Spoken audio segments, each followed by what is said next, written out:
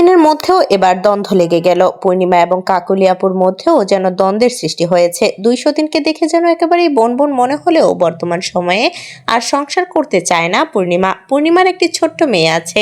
কেন পূর্ণিমা এই সময়ে এসে 6 মাসের প্রেগনেন্ট অবস্থায় আর সংসার করতে চাচ্ছে না, চলুন বিস্তারিত জেনে নেওয়া যাক। বর্তমানে 3 জনের মধ্যেই ঝামেলার সৃষ্টি হয়েছে পূর্ণিমা, কাকলি এবং তাদের স্বামী নয়নের মধ্যে। পূর্ণিমা জানিয়েছে, সতীন নিয়ে আর সংসার করা আমার পক্ষে সম্ভব হচ্ছে না। পূর্ণিমার এই কথা শুনে অনেকেই বলছে আঁখি এবং তিশার মতোই তাদের অবস্থা হতে চলেছে। বর্তমানে আবার অনেকে কথাও বলছে যে পূর্ণিমা নাকি আঁখি এবং তিশার সাথে মিশেই বর্তমান সময়ে তাদের অনুসরণ করছে, যার কারণে পূর্ণিমা এখন আর কাকলিকে দেখতে পারছে না। কিন্তু আসল কথা সেটা না।